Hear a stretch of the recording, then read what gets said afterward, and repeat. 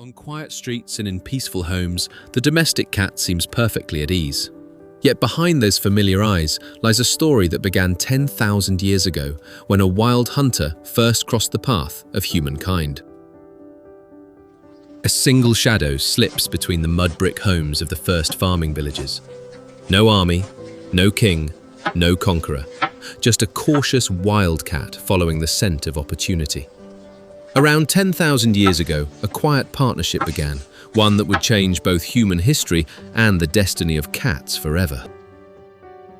The village offered endless prey. The cat offered protection. Neither side made promises, neither side needed words. This was evolution through cooperation, not control. The world's first domestic companion chose to stay on its own term. Dogs were shaped by human hands. Cats rewrote the rules. The friend sleeping beside the fire remained, in heart and instinct, a hunter of the wild. Domestication had begun without chains, cages, or forced breeding. Generation after generation, the boldest wildcats stayed close to people, not because they were captured, but because survival favored trust. Without realizing it, humans had welcomed a future companion into every civilization yet to come. Along the fertile banks of the Nile, the cat found more than food. It found worship. By 2000 BCE, Egypt had transformed the once wild hunter into a symbol of protection, grace, and divine power. In every granary, every home, and every temple, watchful feline eyes guarded both harvest and hope.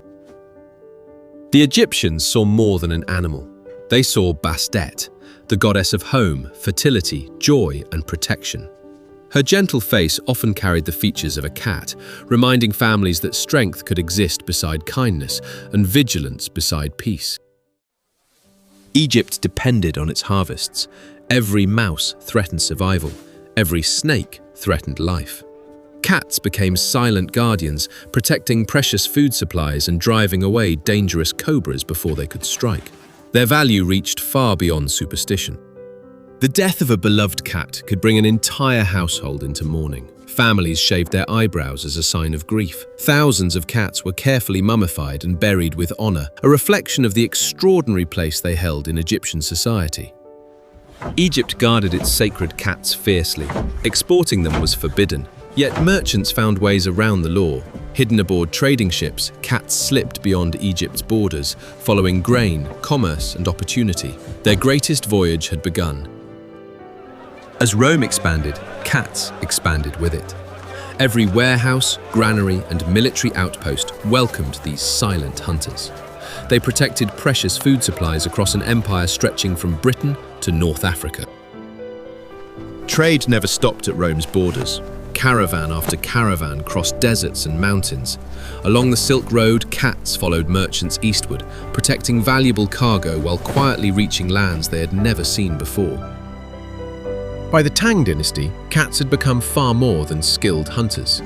Chinese families admired their quiet nature, graceful movements, and gentle companionship. For the first time, many cats were welcomed not simply as protectors, but as beloved members of the household. Not every civilization welcomed cats. During the Middle Ages, fear and superstition spread across Europe. Black cats, in particular, became linked to witchcraft and dark omens. An animal once praised for protecting homes was suddenly feared by many. As fear grew, cats were driven away or killed in many regions. With fewer hunters keeping rodents in check, rat populations exploded. Ironically, the very animals people feared had been protecting them all along.